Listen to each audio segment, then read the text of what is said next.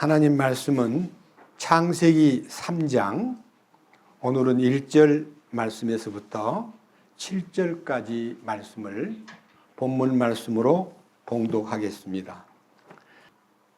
이제 뱀은 주 하나님께서 만드신 들의 어떤 짐승보다 더 간교하더라.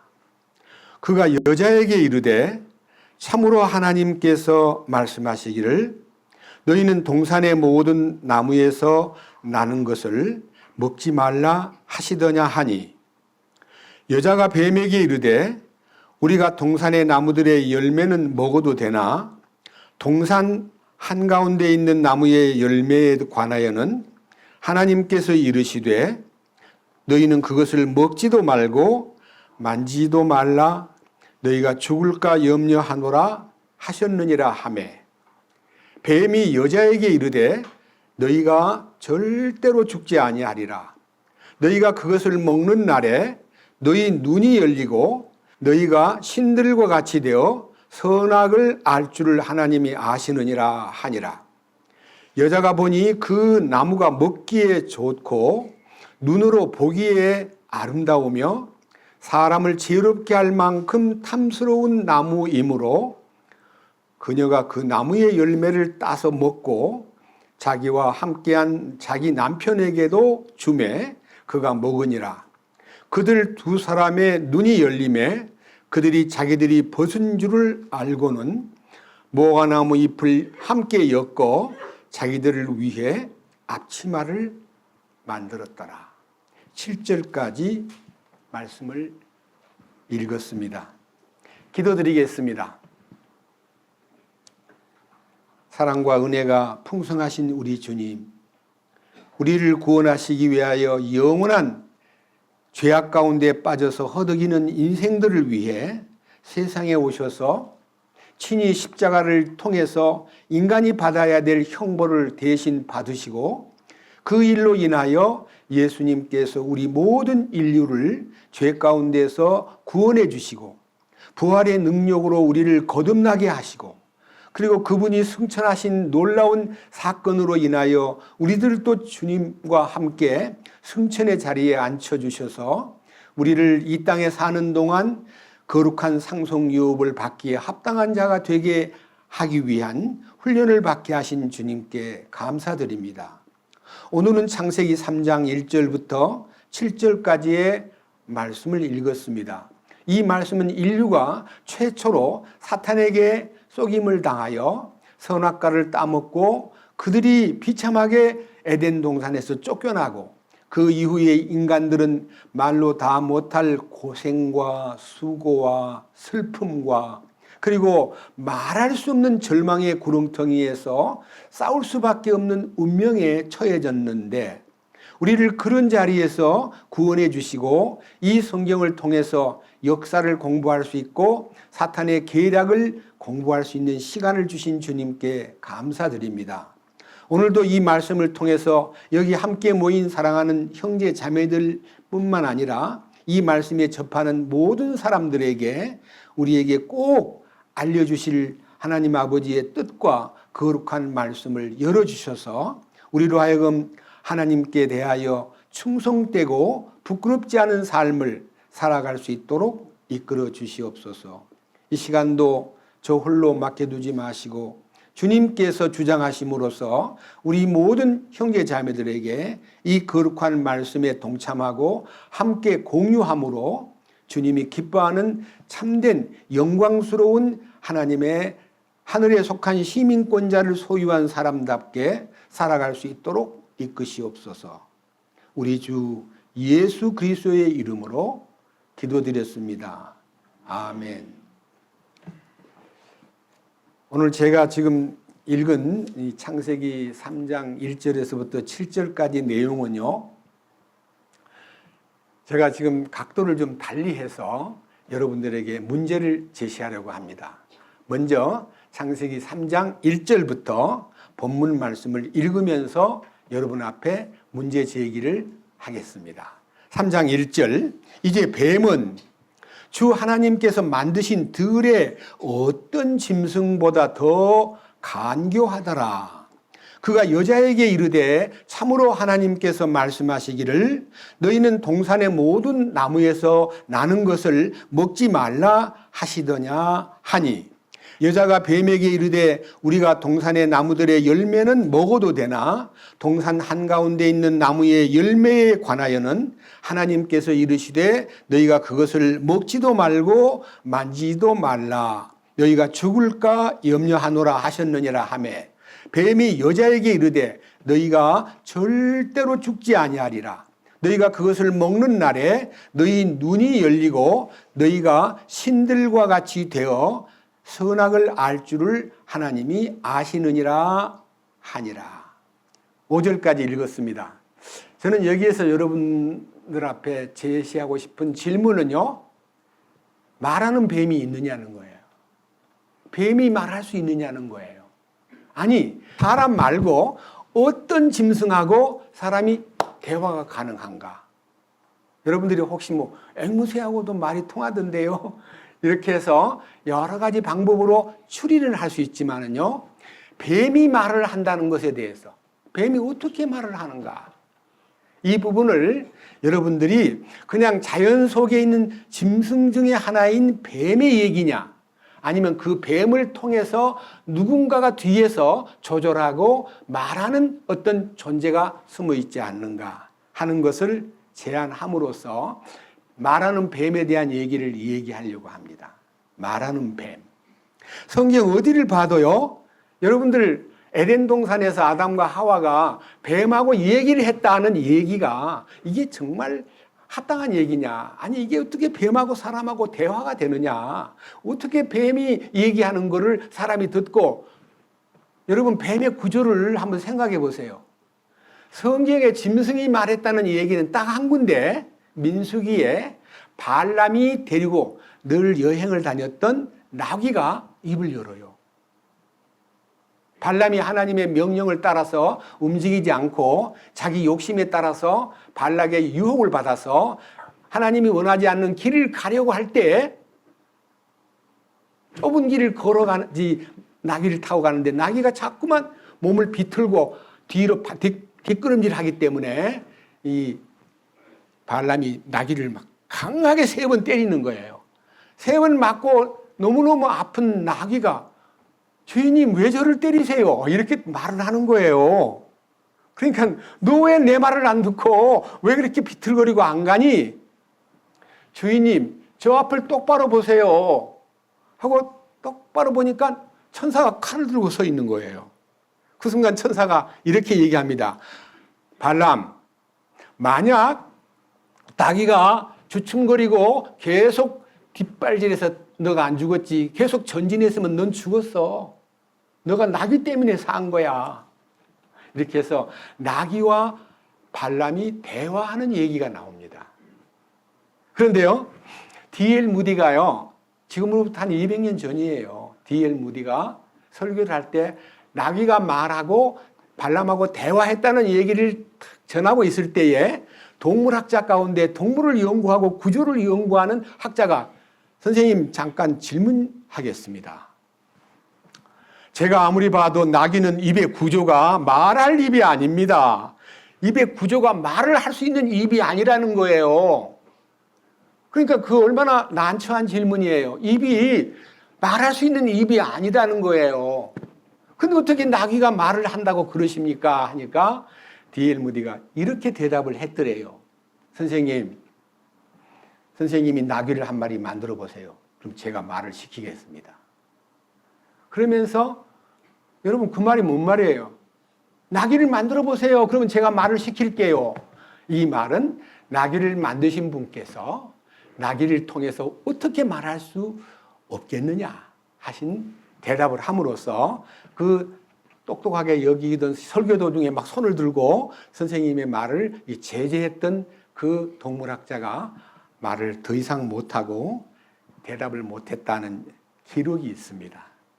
저는 오늘 여기에서 이 뱀이, 자 1절 보겠습니다. 이제 뱀은 주 하나님께서 만드신 들의 어떤 짐승보다 더 간교하더라. 여기에 간교하다는 단어가 이제 특별하게 간사하고 교활하다는 뜻인데 뱀이 얼마나 짐승들 중에 최고로 간사하고 교활하다는 건가 하고 단어를 찾아보니까 히브리 말로는요, 이 단어가 아룸이라고 되어 있어요. 아룸. 히브리 말로 아룸.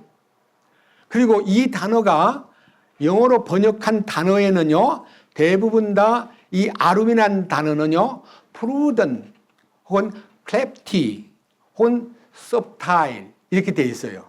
이 말은요, 번역을 해놓은 성경을 보면요, 간교하다는 말만 아니라 잠언서에는 이 말이 많이 나오는데 슬기롭다, 지혜롭다, 분별이 있다, 영리하다 이렇게 되어 있어요. 이 형용사인데요, 제가 말은 하다 그랬지만 영리한, 슬기로운 이런 단어로 잠언에는 이 단어가 많이 나와요. 그런데 이 뱀이 똑똑하다는 거예요.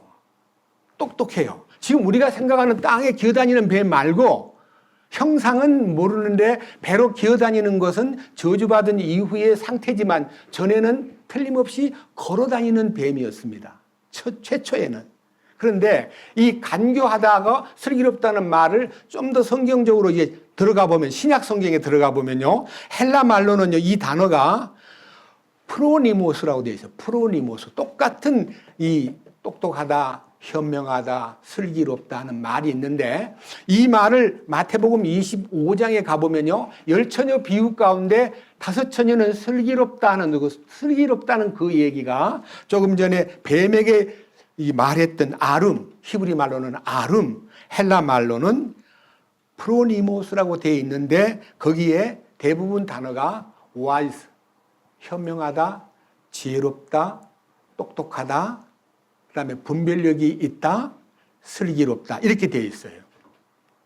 자, 그러면요, 동물 중에서는 뱀이 가장 영리하고 똑똑하다 그런 뜻이에요.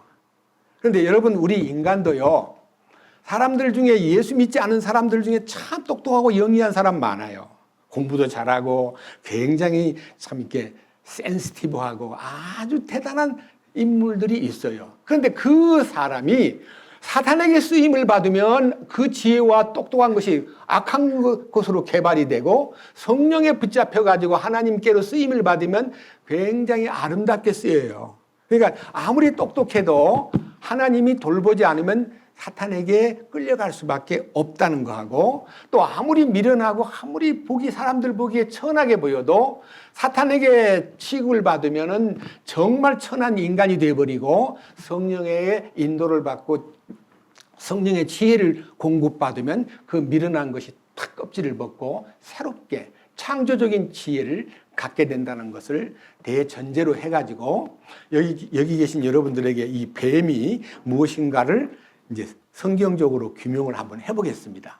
자, 신약 성경 제일 뒤쪽에 요한계시록 12장 7절부터 8절까지만 읽으면 그 뱀이 무엇이구나 하는 걸 느낄 수가 있습니다. 자, 7절.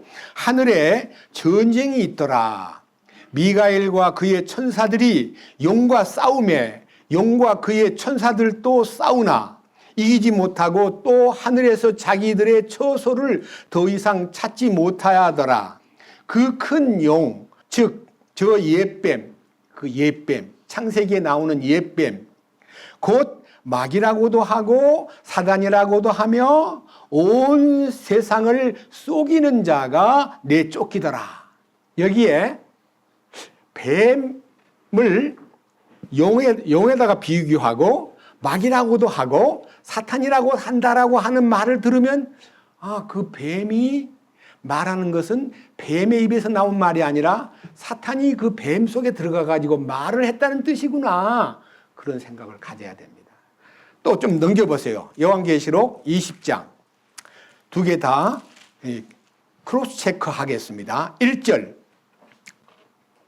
요한계시록 20장 1절 천연왕국이 시작될 때에 또 내가 보니 한 천사가 바닥 없는 구덩이의 열쇠와 큰 사슬을 손에 들고 하늘로부터 내려와 마귀요 사탄인 그 용 곧 저 옛뱀을 붙잡으니라. 그가 그를 붙잡아 1000년 동안 결박하여 바닥 없는 구덩이에 던져 넣어 가두고 그 위에 봉인을 하여 1000년이 찰 때까지 그가 더 이상 민족들을 속이지 못하게 하니라.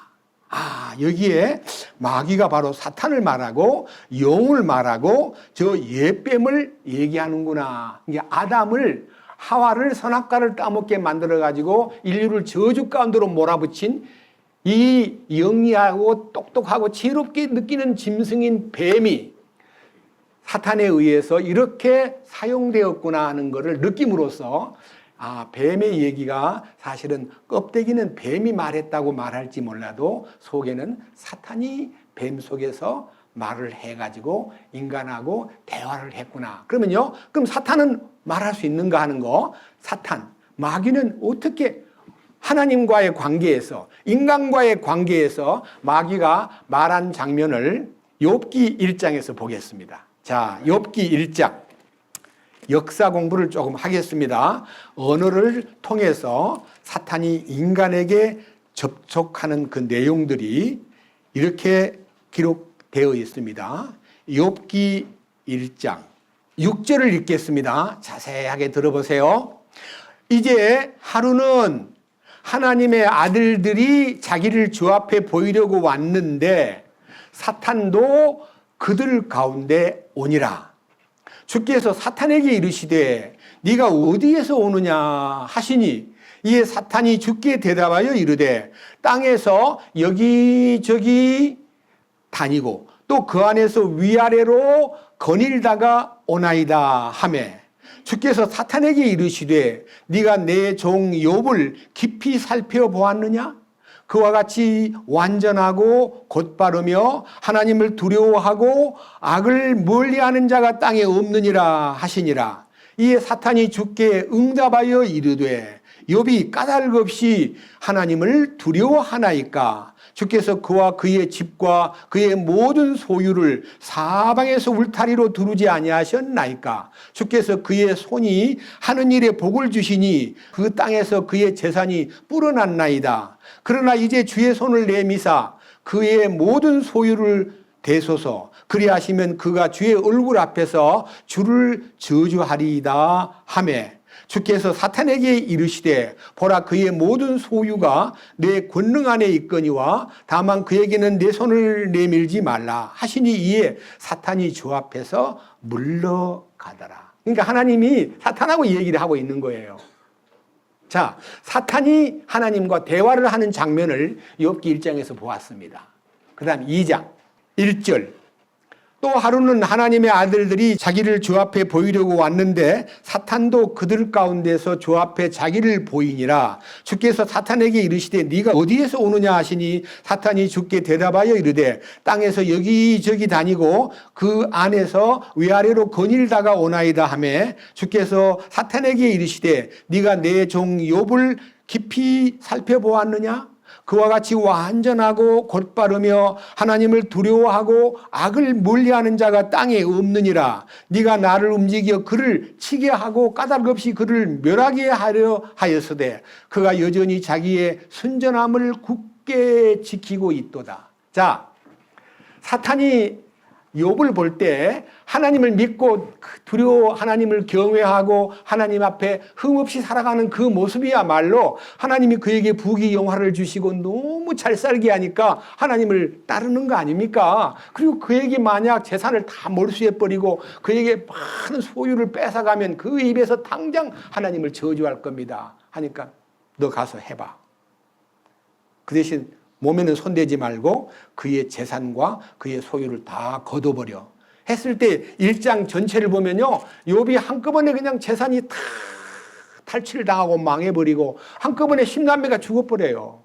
그 저주받은 운명이 되었을 때 욥은 한 번도 입으로 하나님을 저주하지 않고 하나님 주신 분도 하나님이시고 가져가신 분도 하나님이시니 하나님 찬송을 받으시옵소서 하고 그 재산이 날아가고 자녀가 10남매가 죽었는데도 하나님을 욕하거나 원망하지 않았다는 기록이 욥기에 나옵니다. 그래서 야고보서에는 너희가 욥의 인내를 들었느냐? 그가 주님을 힘입어 끝까지 인내하고 그 어려운 시험을 통과함으로써 축복을 배나 더 받지 아니하였느냐는 얘기를 통해서 볼 때 욥은 이 땅에서 하나님의 인내와 하나님의 믿음을 통해서 사탄을 이긴 하나의 큰 승리자로 대두되고 있습니다. 사탄은 하나님과 말합니다. 그러나 또 보십시다. 사탄이 인간하고 얘기하는 내용을 한번 들어봅시다. 인간을 통해서 사탄이 어떻게 얘기하는가? 고린도후서 11장.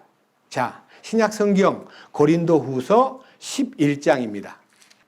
2절 읽습니다. 3절까지 보면은요, 여러분들이 뱀이 어떻게 하는가를 알 것입니다. 자,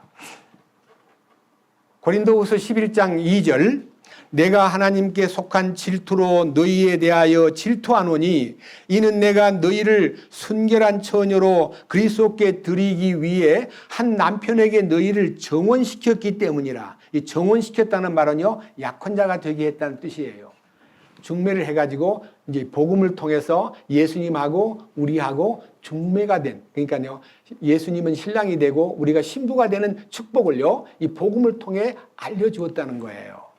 그 다음 보십시오. 3절. 그러나 뱀이 자기의 간교함으로 이불을 속인 것 같이 어떤 방법으로든 너희 마음이 그리스도 안에 있는 단순함에서 떠나 부패될까 내가 두려워하노라.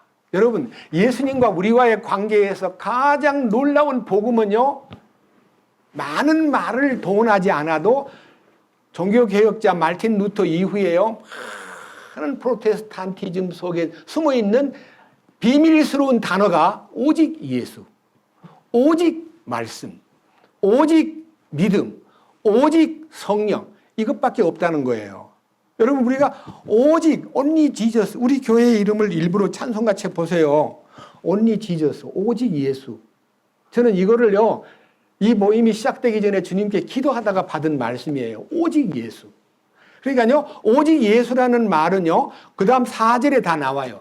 누가, 또한 만일 누가 가서 우리가 선포하지 아니한 다른 예수. 그러니까 복음을 전하는 사도 바울이 선포한 예수는 오직 예수인데, 다른 사람들이 사탄의 역사가 나타남으로써 다른 예수를 선포하거나, 혹은 너희가 받지 아니한 다른 영, 성령을 받지 아니하거나, 그 다음에 다른 복음을 받게 할 때, 복음은 오직 예수님의 죽으심과 묻히심과 부활이 복음의 핵심인데, 예수님 죽으심을 전하고 부활을 전하는 복음이 아닌 다른 복음, 예수 믿으면 복 받는다, 형통하다, 사업이 잘 된다, 자식들이 잘 풀린다, 이런 따위의 거짓된 복음이 우리를 부패에 빠뜨리는 거예요. 여기 제일 중요한 얘기가 3절인데요. 그러나 뱀이 자기의 간교함으로 이불을 속인 것 같이 어떤 방법으로든 너희 마음이 그리스도 안에 있는 단순함에서 떠나 부패될까 내가 두려워하노라. 그리스도 안에 있는 단순함이라는 말은요, 우리 인간은 너무 복잡해요. 생각이 정말 복잡해요. 막 이리 튀고 저리 튀고 별 걱정 다 해요. 돈 걱정, 뭐 자녀 걱정, 뭐 집안 걱정, 생활 걱정, 막 명예를 얻기 위해서, 권세를 얻기 위해서 너무너무 복잡하게 우리 인간이 얽혀 있는데요, 예수 그리스도를 탁 모시면요, 단순해져 버려요. 다 놓아버리고 그분 하나만 딱 집중하는, 예수님에게 집중되는 그 단순함. 단순함이라는 말은 단일화라는 뜻이기도 하고요, 온리라는 뜻이기도 해요. 오직 예수, 오직 말씀, 오직 믿음, 오직 성령님의 인도를 따르는 그 단순함이 우리 마음에서 떠나버리고 예수님에게 집중 안 되고 또 세상을 보고 돈을 보고 세상의 영화를 보고 세상의 명예를 추구하고 세상 것을 보기 시작하면은 부패돼 버리는 거예요. 자, 그런데 아담과 하와가 하나님이 주신 동산 안에 있는 모든 열매를 다 먹어라. 자유롭게 먹어라. 그 대신 저 중앙에 있는 선과 악을 알게 하는 나무의 열매는 먹지 말라. 먹는 날에는 꼭이란 말. 성경에는요, 꼭이라는 단어를 창세기 2장 17절 보겠습니다. 말씀대로 하겠습니다.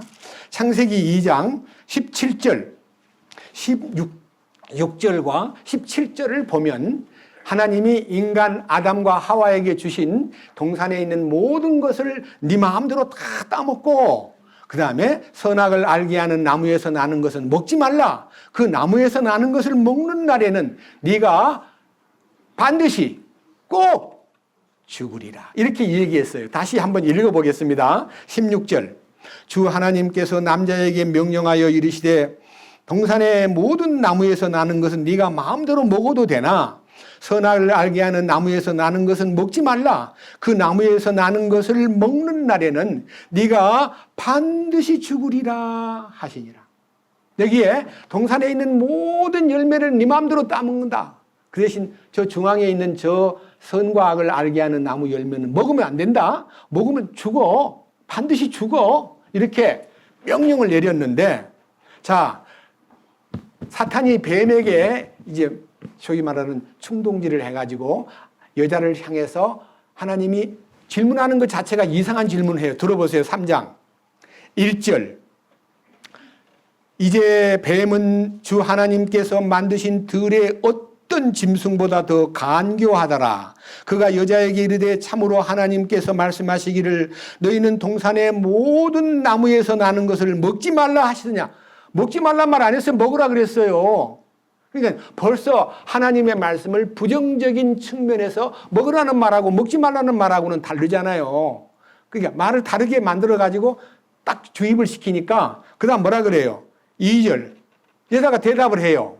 그러니까요, 사탄의 거짓된 속임수의 질문에 정확하게 무슨 말이냐, 뭐 동산에 있는 모든 것을, 모든 나무에서 나는 걸 먹지 말라 한 적이 없어. 그러면서 우리가 동산의 나무들의 열매는 먹어도 되나 동산 한가운데 있는 나무의 열매에 관하여는 하나님께서 이르시되 너희는 그것을 먹지 말라. 먹는 날에는 반드시 죽으리라고 하신 창세기 2장 17절 말씀하고 같은가 다른가 한번 보세요. 뭐라 그랬어요? 너희는 그것을 먹지도 말고 만지지도 말라고요? 그 다음에 너희가 그것을 먹으면 죽을까 하노라가 뭐예요? 쉽게 풀어서 죽을지 모른다고 그러시더라. 그러니까 죽는다는 말을 믿어요, 안 믿어요?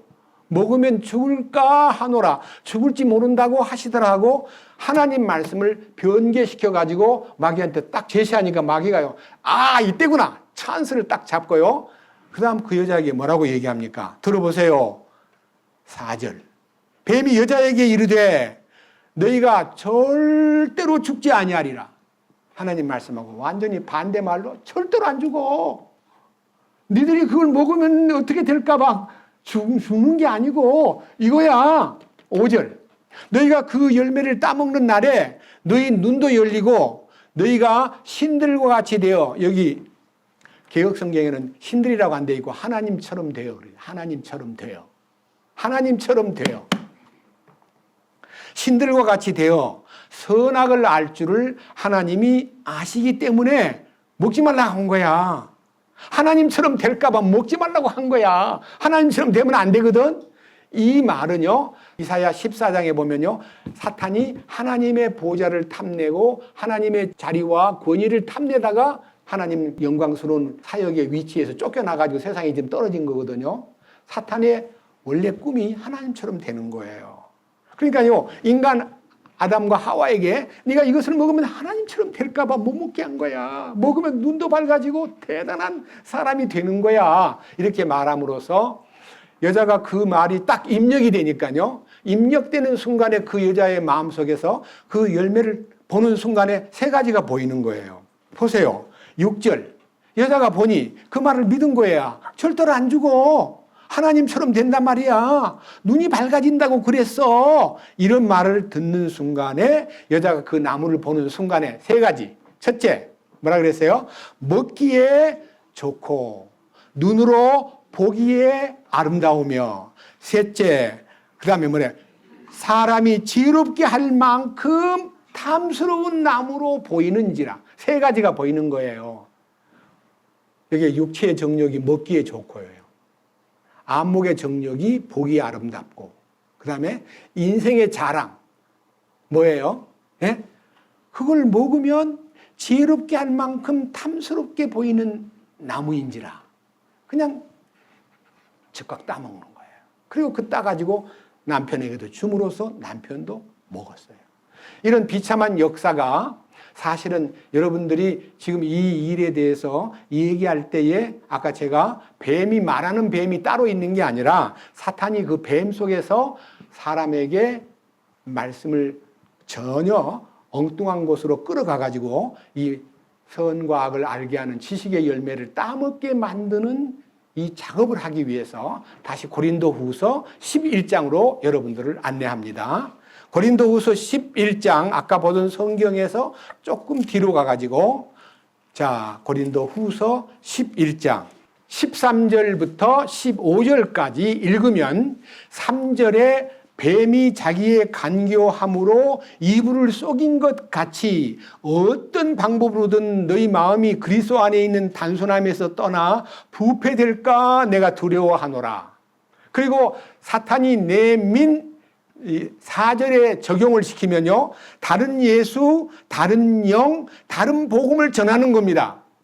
예수님의 말씀은 오직 그분에게 집중되도록 이끄시는 죽으심과 부활의 신비고, 그 다음에 십자가의 신비고, 성령은 우리를 변화시키는 거고, 복음은 우리를 새롭게 만드는 놀라운 역사인데 먹지 말라는 것이 복음이에요. 왜 먹지 말라 그러냐? 사탄에게 속지 말라는 거예요.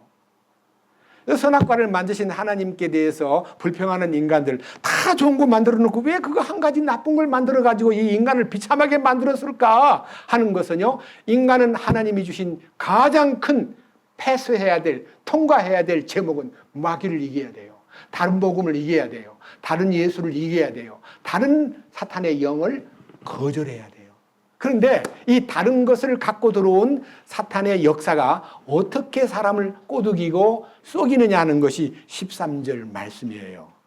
그런 자들은 거짓 사도요, 속이는 일꾼이며 자기를 그리스도의 사도로 가장하는 자들이니라. 그것은 결코 놀랄 일이 아니니 사탄도 자기를 빛의 천사로 가장하느니라. 그러므로 그의 사역자들도 사탄의 일꾼들도 또한 의의 사역자로 가장한다 할지라도 그것은 결코 큰일이 아니니라. 그들의 마지막은 그들의 행위대로 되리라. 한국의 대표적인 이단 중에 박태선이라는 전도관, 지금 한국에서 널리 퍼지고 있는 신천지라는 이만희, 의의 천사같이 가장하고 의의 일꾼처럼 자기가 보혜사래요. 자기가 재림주래요. 그래서 사람을 속이는 거예요. 그럼 이 뱀이 여자를 속일 때 의의 소위 말하는 안내자인 것처럼 먹으면 눈이 밝아지고 하나님처럼 될까봐 하나님이 못 먹게 한 거야. 먹으면 너는 하나님처럼 돼. 이렇게 인간의 마음속에다가 사탄이 꿈꿨던 하나님처럼 되기 위한 계획을 인간의 마음에다가 심어주기 위해서 뱀을 이용해가지고 이 여자의 마음속에 탁 거짓된 다른 복음, 다른 예수, 다른 영을 전파한 거예요. 그걸 받아들이는 것이요. 여기 지금 고린도 후서에 보면요, 아까 읽었던 11장 4절 또 봅니다. 자, 만일 누가 가서 우리가 선포하지 아니한 다른 예수를 선포하거나 혹은 너희가 받지 아니한 다른 영이나 너희가 수용하지 아니한 다른 복음을 받게 할 때에 너희가 거절하는도다? 뭐라고 돼 있어요? 잘 용납한다는 말은요, 너무 귀를 기울여요. 그런 말에. 노라고 말하는 지혜가 필요한데 노라고 말하지 않고 그런가? 그런 것도 있나? 나 못 듣던 얘기인데 하고 거기에 귀 기울이다가요, 얼마나 많은 사람들이 신천지에 빠지고, 저는 제가 어릴 때 우리 부친께서 이제 맹장이 걸려가지고 굉장히 힘겨워하실 때, 그때 당시 제가 생각하기에는 50년대 같아요. 그 유교사변 난 후 얼마 안 있다가. 저희 아버지를 수술해준 강암흑의 원장이요, 외과 의사인데요. 그분이 전도관으로 넘어갔어요. 모든 것을 다 팔아가지고 저 신앙촌으로 들어가 버렸어요. 소문이 났어요. 그 장로님이 모든 것을 다 버리고 재산을 몽땅 싸가지고 신앙촌에 들어갔다. 그러는데 얼마 안 가서 다 망했거든요. 그분도 망해버렸어요. 육신적으로 망한 것이 중요한 게 아니라 영적으로 얼마나 큰 훼손이 되고 부패되고 하나님을 떠나버렸는가 하는 거예요. 그러니까 아담과 하와가 선악과를 따먹은 그 한 사건이요, 얼마나 인류에게 미친 영향이 크냐면 말로 다 할 수가 없는 거예요. 자, 성경에 그 얘기 로마서 5장 보겠습니다. 로마서 5장 앞으로 조금 넘겨가지고 이 아담 한 사람 때문에 그 일이 하나님이 주신 거룩한 그 은총과 이 인류를 향한 한 사람 때문에 찾아온 비극이 얼마나 심각하고 중대했는가를 우리는 로마서 5장에서 발견할 수가 있습니다. 12절. 그러므로 한 사람 얘기가 아담입니다. 한 사람으로 말미암아 죄가 세상에 들어오고 죄로 말미암아 사망이 들어왔나니 이와 같이 모든 사람이 죄를 지었으므로 사망이 모든 사람에게 임하였느니라. 여러분, 성경에서 아담 한 사람 때문에 모든 인류가 죄인이 되었다. 너무 억울한 일이에요. 왜 아담 한 사람 때문에 인류를 이렇게 덮어 씌우냐. 아담이 지은 죄를 아담에게 책임을 돌리고 우리가 할 일을 하라 그렇게 해야 하나님이 공의로우신 분이지, 왜 아담 한 사람 때문에 우리가 이렇게 망하게 됐다는 거냐. 너무너무 아닌 것 같다고 사람들은 하나님의 계획을 알지 못함으로써 아담 한 사람 때문에 죄인 된 것이 억울하다는 것만 느끼고 거기에다가 반발하다 보니까 그 다음에 나타나는 또 하나의 섭리와 하나님의 경륜을 이해할 수가 없는 거예요. 밑에 보세요. 뭐라 그랬는가. 자, 13절. 율법이 올 때까지 죄가 세상에 있었으나 율법이 없을 때에는 죄를 죄로 인정하지 아니하느니라. 자, 아담이라는 사람 안에 있는 모든 인류는 죄 가운데 있는데 그 죄를 죄로 인정하지 않기 때문에 하나님의 율법, 다시 말하면 하나님의 법을, 십계명이라는 법을 통해서 인간에게 야, 이대로 지켜 하고 십계명을 딱 주니까요, 안 되는 거예요. 안 되니까 그때부터 뭐를 느껴요? 나는 죄인이구나. 그래서 율법으로는 죄를 깨닫는다 이거예요.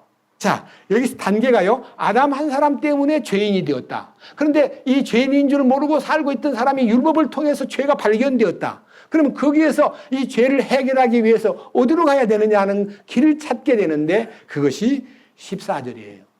그럼에도 불구하고 아담으로부터 모세까지 아담의 범법과 같은 종류의 죄를 짓지 아니한 자들 위에도 사망이 군림하였는데 아담은, 따라해 보시죠. 아담은 오셔야 할 뿐의 모형이니라.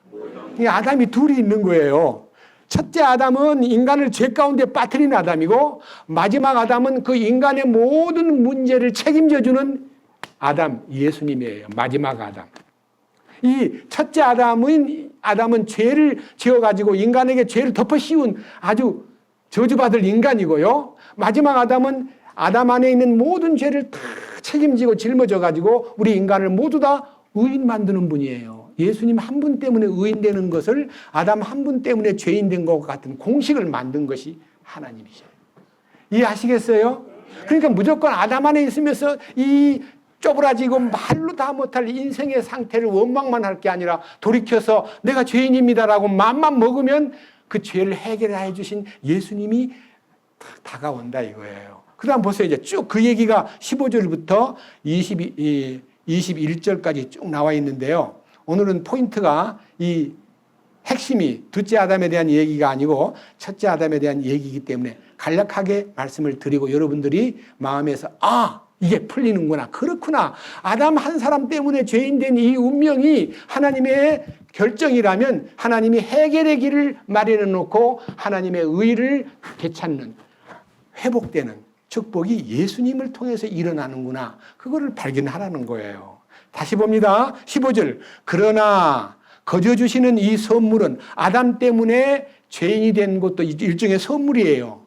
근데 그 선물은 그 범죄와 같지 아니하니 이는 한 사람의 범죄를 통해 많은 사람이 죽었을진데 하나님의 은혜와 또 한 사람 예수 그리스도에 의한 은혜로 말미암은 선물은 더욱더 많은 사람에게 뭐하였기 때문이라? 네, 아담 한 사람 때문에 억울하게 죄인 된 것을 마음으로 언짢게 생각하고 지냈더랬는데 예수님을 딱 만나고 보니까 와, 예수님이 이 많은 아담 안에 있는 죄를 책임져 주는 분으로 오셨구나. 야, 그것이 은혜로 우리에게 다가오는구나. 이거를 이제 조금씩 이제 예수님에 대해서 눈이 열리면서 자, 10절.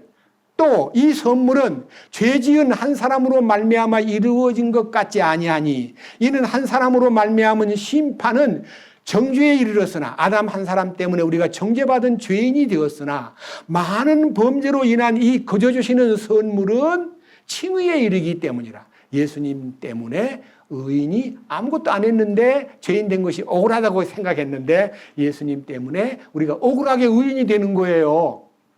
억울해요? 아담 한 사람 때문에 죄인 된 건 억울하다고 막 말해놓고 예수님 때문에 우리가 의인 되었다는 말은 억울하다는 말 대신 뭐 해야 돼요? 감사합니다. 그렇군요. 그 일을 위해서 주님이 돌아가셨군요. 아, 주님, 그래서 아담 안에 마지막 아담이 되신 주님이 우리를 이 죄 가운데서 건져주셨군요 하고 그 은혜로 말미암은 축복이 17절부터 21절까지 나와 있는데 읽기만 하겠습니다. 들어보세요. 17절. 한 사람 아담의 범죄로 말미암아 사망이 그 한 사람을 통하여 굴림하였을진데, 이 굴림이라는 말은요, 인간을 완전히 지배한다는 뜻이에요. 굴림. 임금군자에다가 이말 임자인데요. 이 죄가 왕이 돼가지고 우리를 지배하는 거예요. 아담 때문에 죄의 지배를 받는 운명에 빠졌을지인데 은혜와 의의 선물을 넘치게 받는 자들은 한 사람 예수 그리스도를 통하여 더욱더 사망 안에서 굴림해요? 생명 안에서 굴림해요?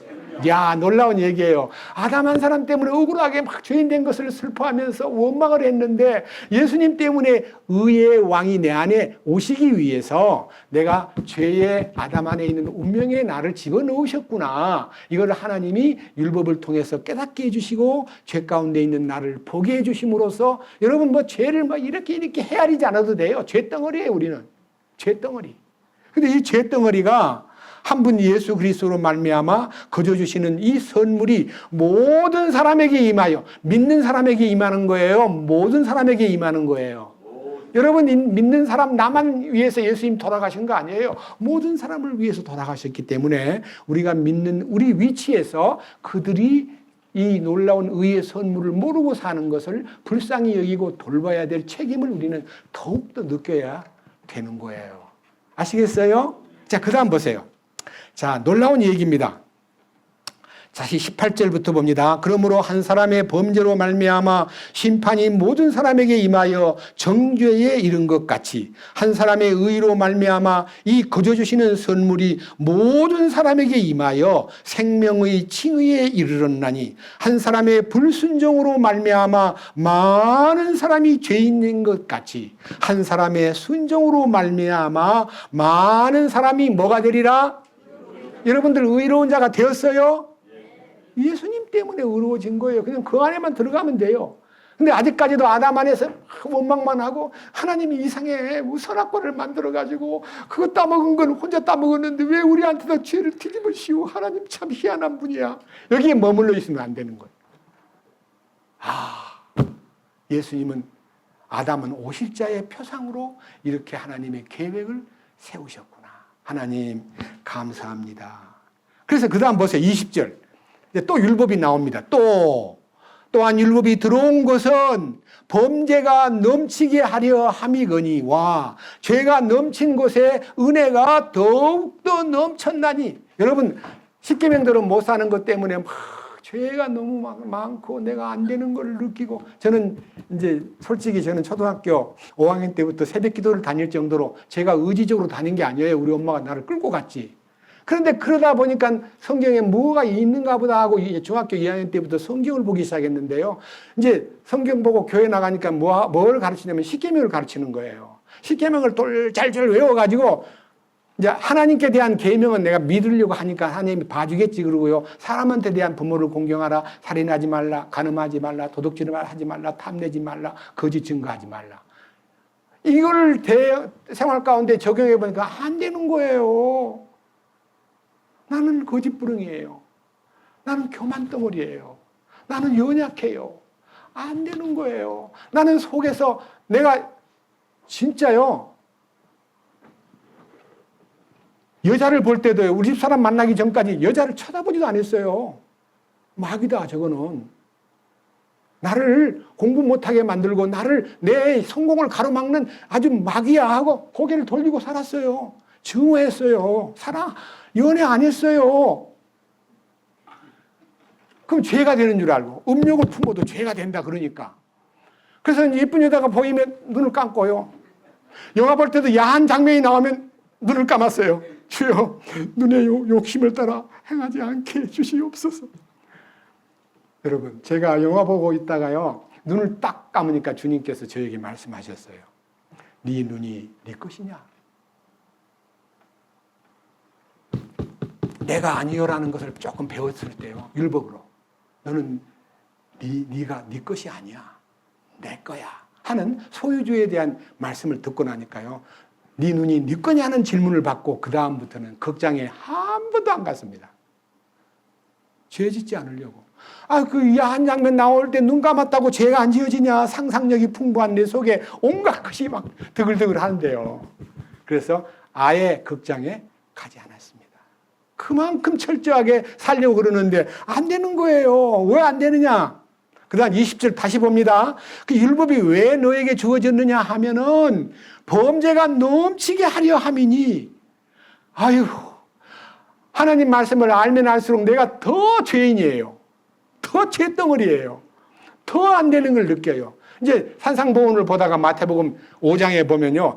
21절에 옛사람에게 말한 바 살인하지 말라는 말을 너희가 들었으나 나는 너희에게 이르노니 형제에게 노하는 자마다 심판을 받게 되고 형제를 대하여 나가라고 욕설하는 자는 공회에 잡히게 되고 형제를 보고 미련한 놈이라는 자는 지옥불에 들어가리라.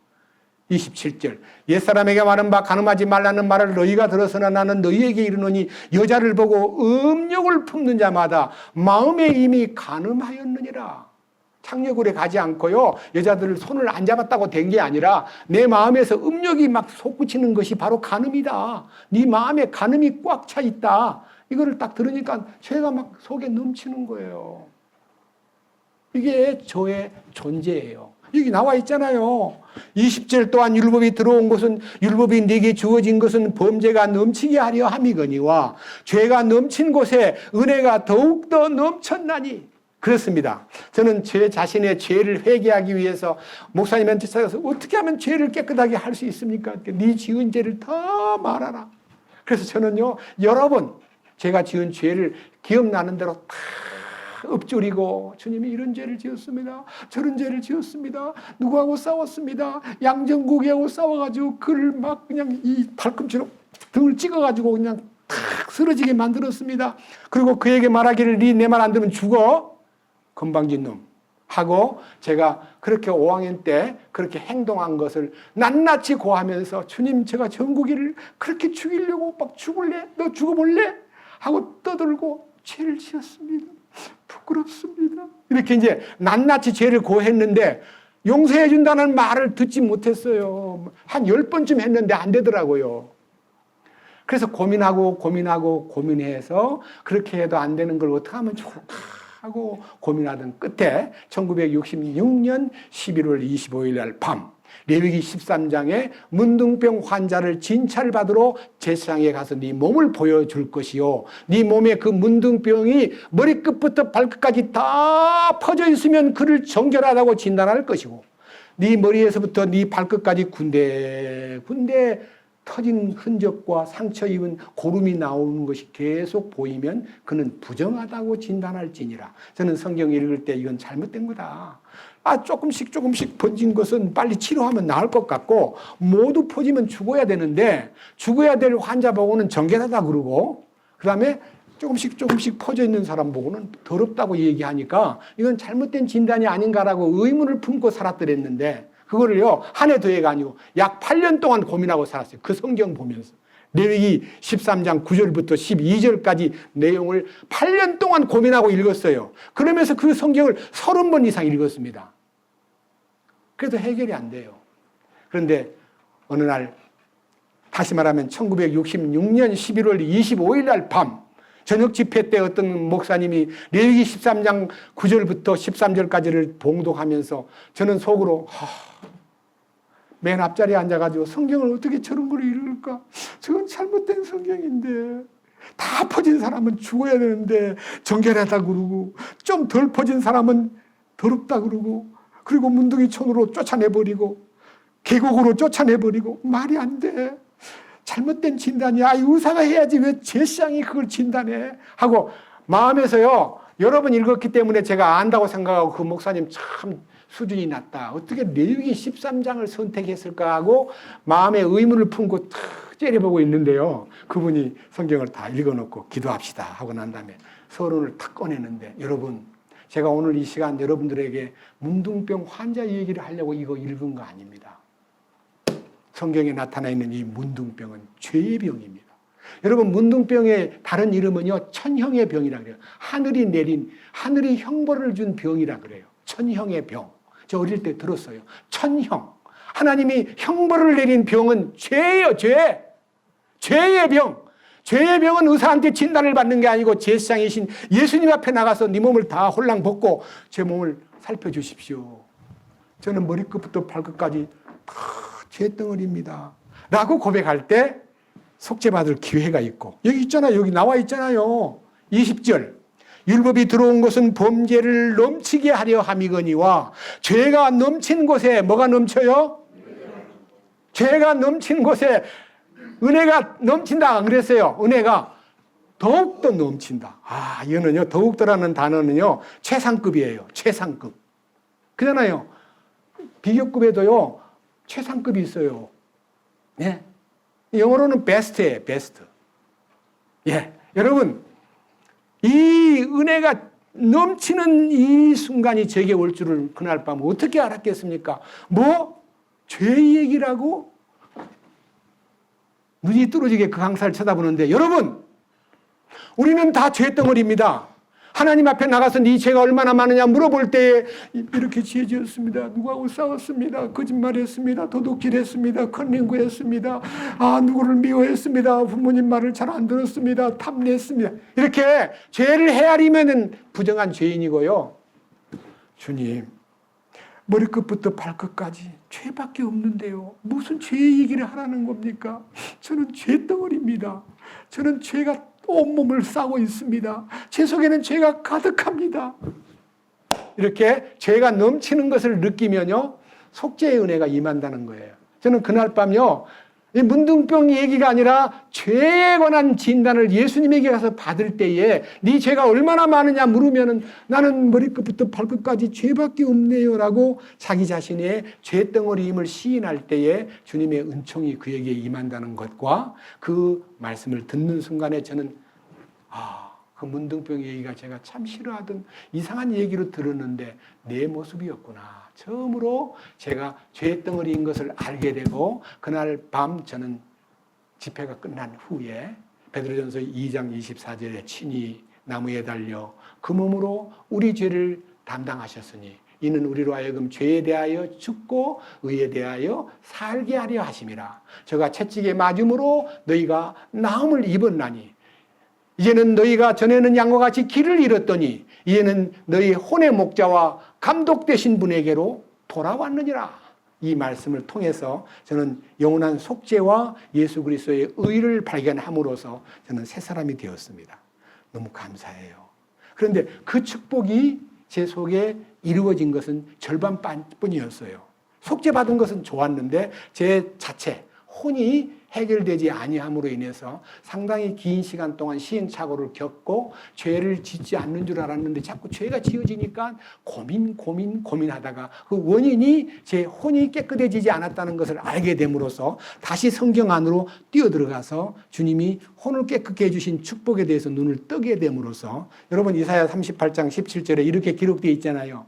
보옵소서 내게 큰 고통을 더하신 것은 내게 평안을 주려 하심이라. 주께서 나의 혼을 사랑하사 부패의 구덩이에서 건져내셨으니 나의 모든 죄는 주의 등 뒤로 던지셨나이다.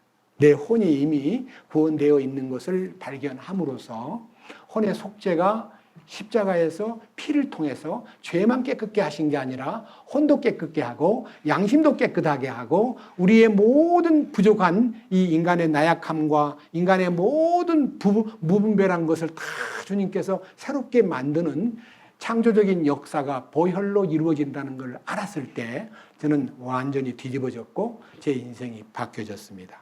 이 축복이 주께로부터 온 겁니다. 문제는요, 마귀는요, 어떤 방법으로 위장술이 너무 세가지고 아까 읽었던 말씀 그대로예요. 다시 봅니다. 고린도후서 11장 14절. 그것은 결코 놀랄 일이 아니니 사탄도 자기를 빛의 천사로 가장하느니라.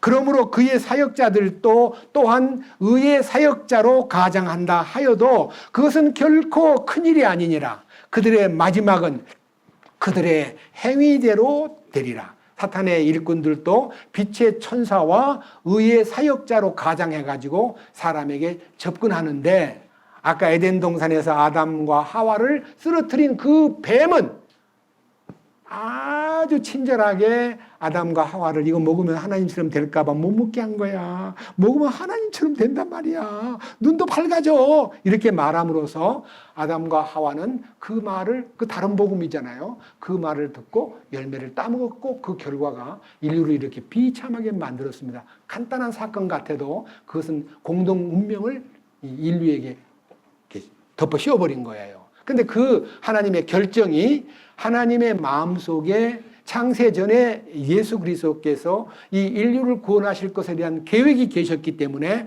에덴 동산에서의 그 아담의 사건은요, 하나님이 그거 따먹을 줄 알았습니다. 사탄에게 속아 넘어갈 줄도 알았습니다. 그렇기 때문에 창세 전에 하나님이 예수 그리스도를 예정해가지고 인류를 영원히 구원하실 계획을 세웠다는 것이 성경의 기본 뜻입니다. 저는 이 일에 대해서 진심으로 감사합니다. 여러분, 마태복음 4장 기억하십니까? 예수님이 마귀하고 얘기하는 거. 40일 동안 금식을 마치신 후에 심히 줄이신 예수님에게 마귀가 찾아와가지고 예수님한테 이렇게 속삭입니다. 배고프지요? 배고파. 그럼 뭐 가만히 먹어야 될 거 아니요. 당신이 하나님의 아들이라 그랬잖아요. 이 돌림이 예수님 시험 받으신 시험산 주변에 돌이 얼마나 많은지 몰라요. 제가요, 시험산을 일부러 가서 방문해. 예수님 시험 받으신 산에 가봤더니 지금도 막 돌이 천지에 깔려 있는 거예요. 이 돌덩어리로 빵을 만들어 먹어. 우리말로는 떡을 만들어 먹어. 그래. 예수님이. 그러면 보여주지 뭐. 떡 나오라 뚝딱. 얼마든지 만들 수 있어요. 주님의 말씀 대답이 사람이 떡으로만 사는 것이 아니라 빵으로만 사는 것이 아니라 하나님의 입에서 나오는 말씀으로 살려고 인간을 지었다. 그러니까 육신의 문제는 다 육신의 것으로 끝나고 영의 문제는 말씀으로 새로워진다. 그래서 하나님 말씀을 먹는 것이 사는 길이야 라고 말함으로써 사탄은 육체의 정욕을 못 이기고 이제 예수님을 데리고 성전 꼭대기로 데리고 올라가요. 야, 성경에 보니까 네가 뛰어내리면 천사가 와서 네 발을 돌에 부딪히지 않게 해준다고 돼 있더만. 뛰어내려가지고 많은 사람들에게 네가 다리가 안 다치고 아주 사뿐하게 내리는 천사가 와서 탁 받쳐주는 그 모습을 한번 뛰어내려봐. 얼마나 사람들이 너를 보고 놀라워하겠냐. 이렇게 말할 때 그것이 안목의 정력이에요. 그런데 예수님이 뭐라 그랬어요? 주 너희 하나님을 시험하지 말라. 시험을 거절했어요.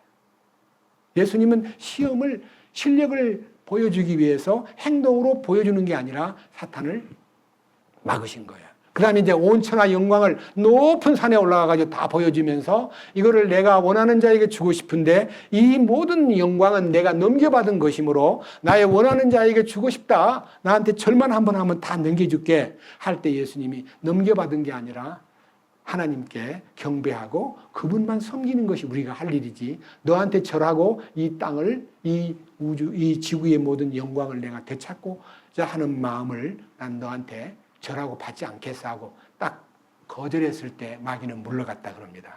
마귀가 물러간 얘기를요 마태복음 4장에서 보겠습니다. 마태복음 4장 자, 이 일에 대해서 마귀가 인간하고 접근할 때 말을 하는 것을 느낍니다.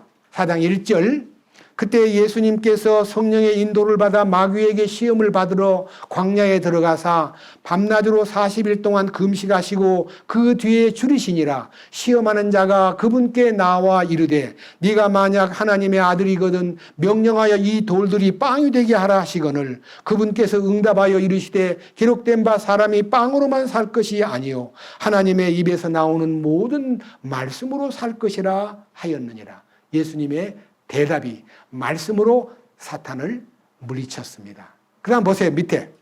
자, 11절. 이에 마귀가 그분을 떠나고 보라 천사들이 와서 그분을 섬기니라. 그렇습니다. 마귀하고 대화하는 것을요 단호하게 끊어버리면요 천사를 파송시켜서 나를 보호하고 지켜주시는 그 모습이 예수님이 이 사탄에게 시험 받으시고 이기신 후에 천사로부터 이 보호받은 모습을 읽을 수가 있습니다.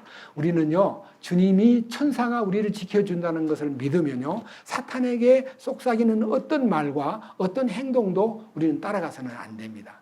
그런데요, 저는 오늘 이 중요한 이 얘기를요, 결론을 짓기 위해서, 자, 인간이 얼마나 사탄에게 속아가지고 비참하게 되었는가를 오늘 본문에서 잠깐 보고 결론을 내리겠습니다. 자, 창세기 3장. 창세기 3장.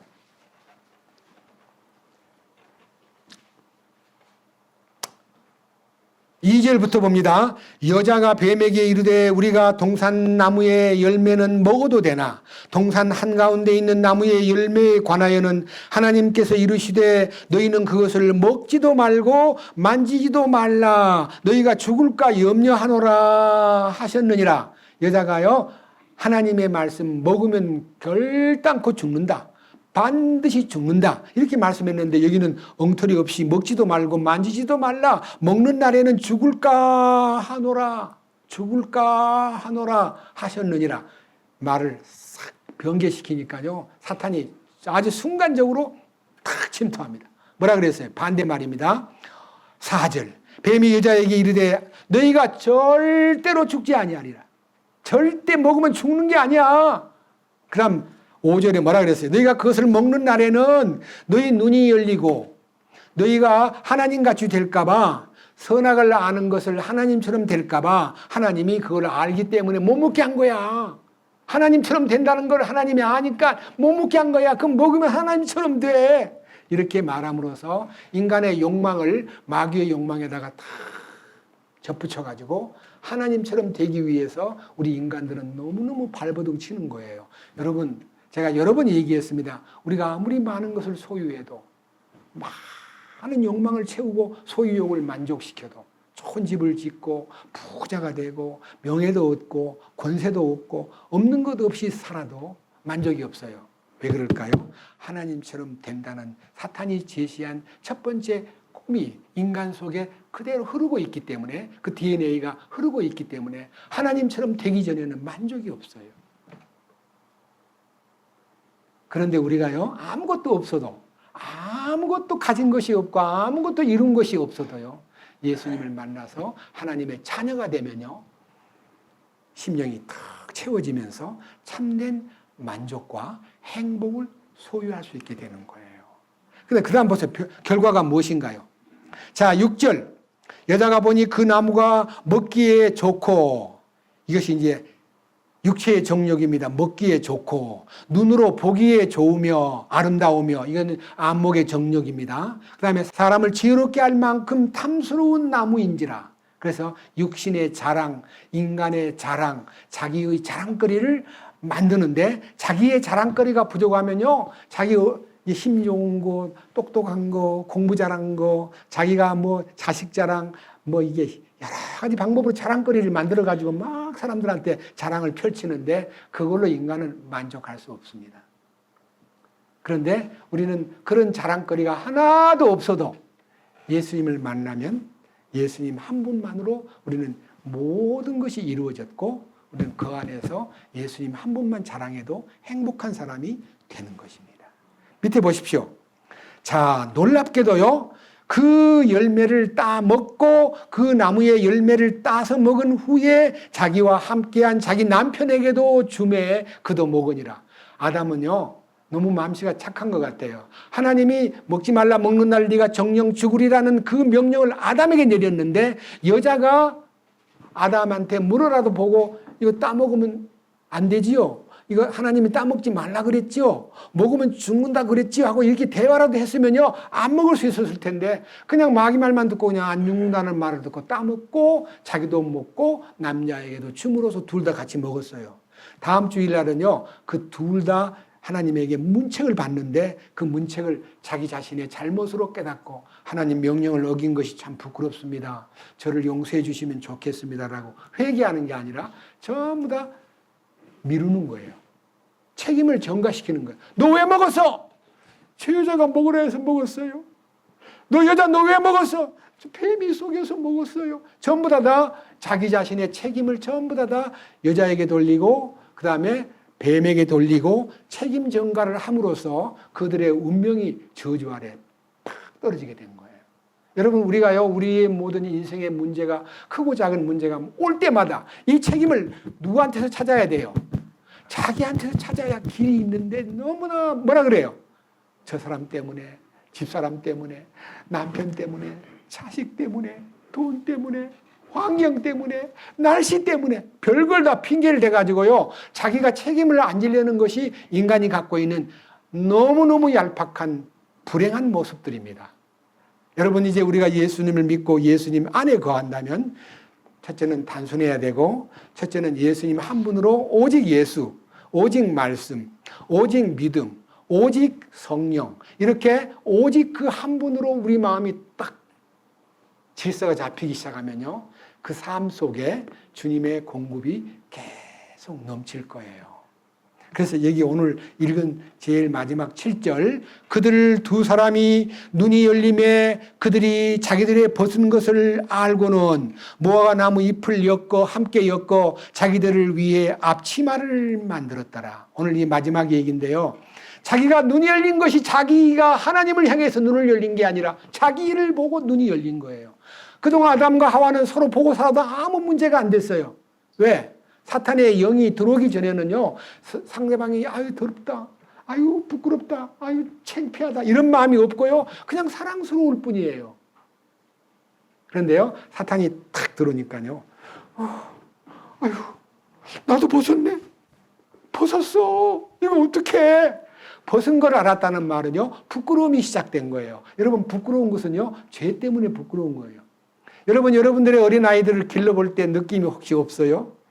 저는 제가 5학년 때 우리 고모님 댁을 갔는데 그때는요 집안 이런 환경이 샤워실도 없고 이제 만약 목욕을 하려고 그러면 1년에 한두 번씩 목욕탕 갔어요. 목욕탕에서 2시간 3시간씩 막 때를 막 센 걸로 문질러가지고 막 팔꿈치도 문지르고 막 그래서 1년에 한두 번만 목욕을 했어요. 그런 시절을 저는 어릴 때 보냈습니다. 고모님 집에 가니까 너무 제가 더럽게 보였나 봐요. 고모님이 막 연탄불에다가 이 뜨거운 물을 끓여가지고요. 뜨거운 물을 2번, 3번 끓여서요. 탁 해놓고 저를 불러내가지고 옷을 벗기는데요. 아유, 고모 앞에 어떻게 옷을 벗어요? 마음이 도저히 허락이 안 돼가지고 막 이렇게 안 벗었다고 하니까 막 때리는 거예요. 뭐가 때리는 줄 아세요? 이게 남자라고 이게. 아이고, 때리는데 막 엉엉 울면서요. 옷을 강제로 벗겨가지고 물속에다 담가놓고요. 때를 문지르는데 얼마나 창피하든지. 그래서 고모님 집에 잘 안 가려고 그랬어요.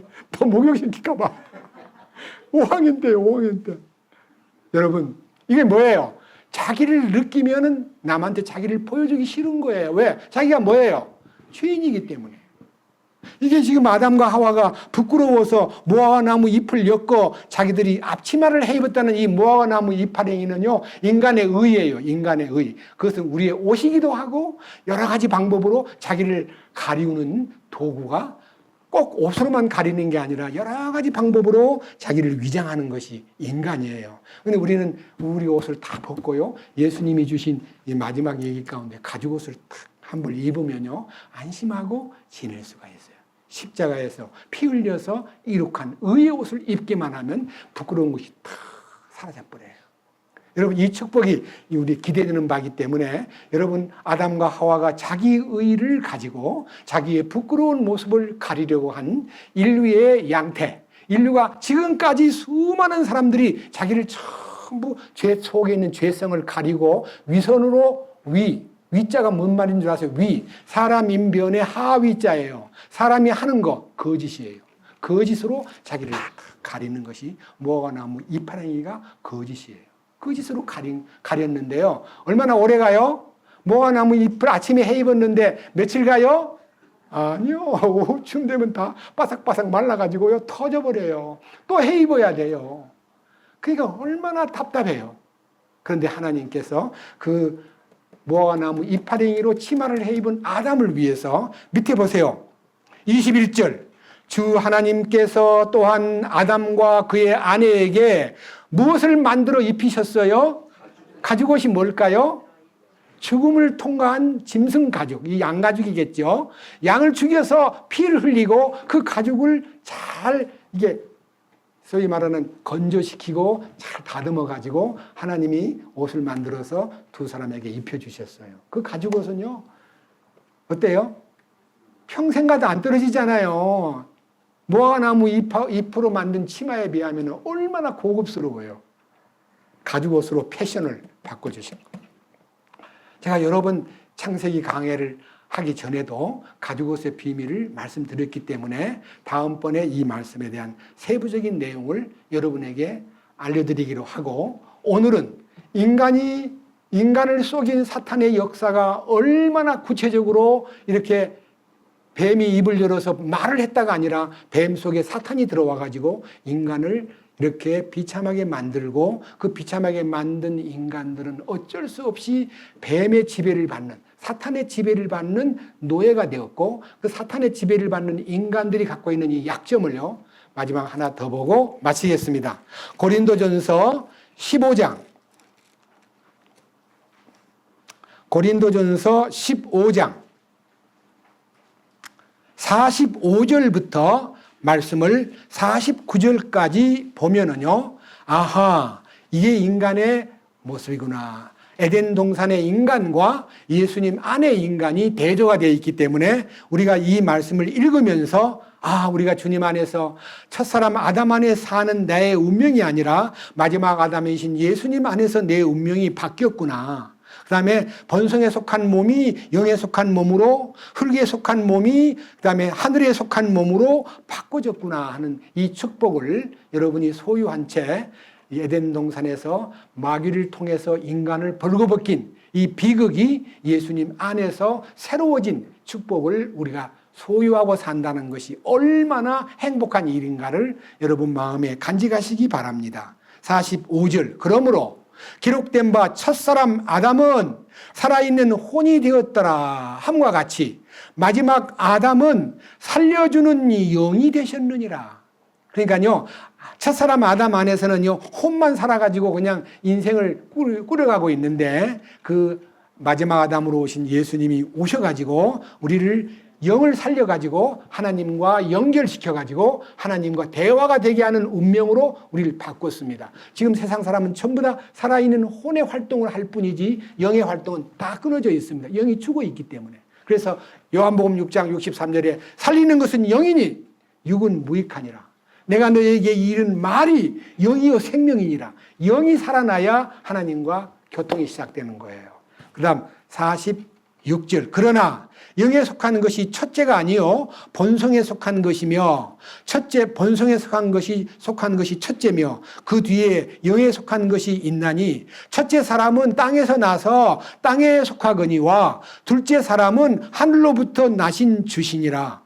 땅에 속한 자들은 또한 땅에 속한 그 사람 같고 하늘에 속한 자들은 또한 하늘에 속하신 그분과 같으니, 우리가 땅에 속한 그 사람의 형상을 지닌 것 같이 또한 하늘에 속하신 그분의 형상을 지니게 되리라. 이 말을요, 제가 이제 원문에 비교를 해보니까 여러분들도 그냥 읽으면요 너무 말이 어렵게 느껴져요. 근데 제가 더 쉽게 이해해 드리기 위해서 개역 성경에서 차라리 더 낫게 번역한 부분이 있습니다. 들어보세요. 여기 제가 47절, 48절, 49절을 읽을 때에 뭐가 다른가를 개역 성경에서 읽어드리겠습니다.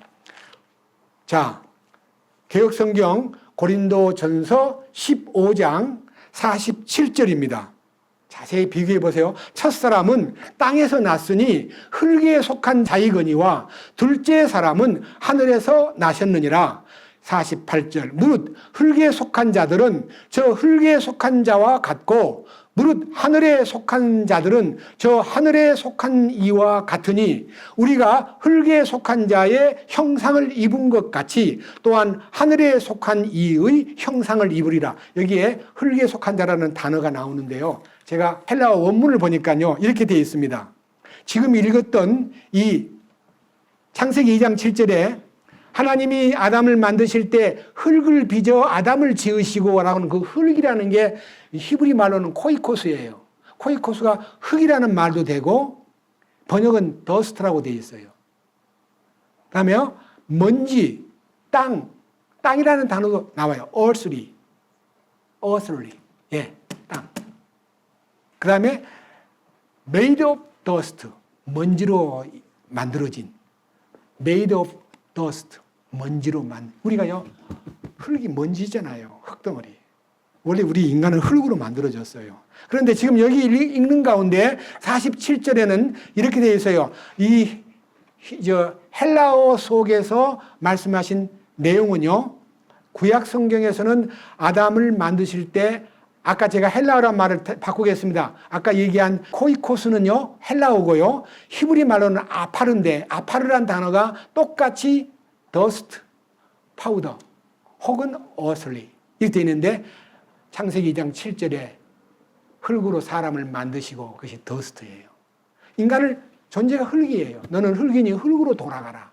흙이에요. 그 다음에 뱀 보고는 흙을 먹으리니, 여러분 개구리 나이에 나름대로의 자기 먹이 사슬에 의해서 먹이를 먹지 뱀이 흙만 먹고 사는 거 아니에요. 뱀 속에 들어있는 사탄은 흙을 먹고 사는 인간의 밥이에요. 인간은 마귀의 밥이에요.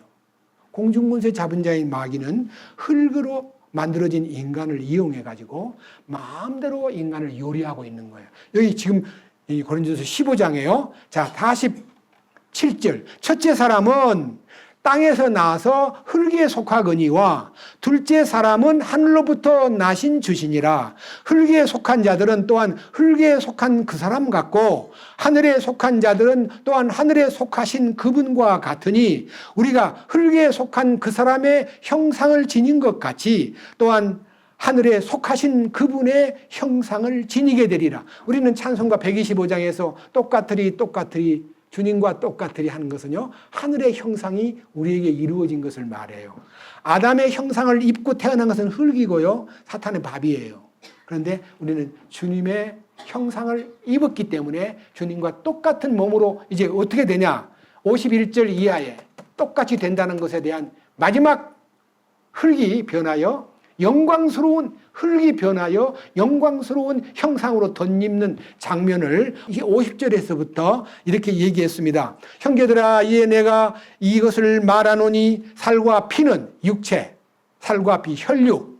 이 혈육은 하나님의 왕국을 상속받을 수 없으며 또한 썩는 것은 썩지 않는 것을 상속받지 못하느니라. 이건 흙으로 살다가 흙으로 돌아가면 썩는 거기 때문에 이 썩을 몸 가지고 영원한 생명을 상속받지 못하기 때문에 51절 보라 내가 너희에게 한 가지 신비를 보이노니 우리가 다 잠자지 아니하고 마지막 나팔 소리가 날 때에 눈 깜짝할 사이에 순식간에 이 흙이 변하여 영원한 하늘의 형상을 덧입으리라.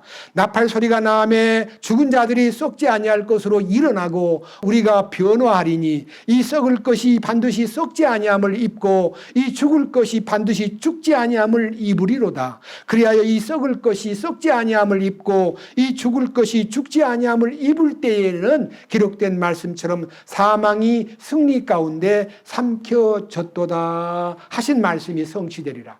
우리는 완전히 영원한 썩지 않는 몸으로 흙이 아닌 신령한 몸으로 변화가 된다는 것이 우리에게 마지막 구원의 모습인 거예요. 여러분들 아담이 속아서 사탄의 밥이 되고 그 운명이 지금까지도 사탄에 의해서 흙으로 빚어진 인간들은 사탄의 밥이 되고 있지만 우리는 성령으로 인해서 변화가 되었기 때문에 사탄의 먹잇감이 아니고요. 성령의 인도를 받는 하늘의 시민권자라는 것을 잊지 마십시오.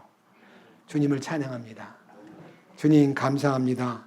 오늘 또 우리는 성경 안에서 하나님이 주신 영광스러운 그 흙으로 빚어진 존재이긴 하나 아담 안에서 우리는 썩을 것으로 만들어졌지만 이제는 주님 안에서 생명에 속한 하늘에 속한 영광스러운 몸으로 지어진 것을 믿습니다. 우리의 남은 인생을 우리 주님이 기뻐하는 오직 예수, 오직 말씀, 오직 믿음, 오직 성령 안에서 주님만 바라보고 사탄에게 절대로 이용당하는 운명이 되지 않고 주님만을 기쁘시게 하고 주님만을 향해서 우리가 단일한 마음, 단순한 마음으로 그리스도 안에서 살게 해 주옵소서. 우리들 자신들이 스스로 마음이 나누어지고 단순함에서 떠나 부패함이 이르는 것은 사탄의 꼬드김과 속임수에 넘어간다는 것을 알고 사탄에 대해서 우리가 경계하고 믿음 안에서 이기는 자로 살아갈 수 있도록 돌보아 주시옵소서. 우리 주 예수 그리스도의 이름으로 기도드렸습니다. 아멘.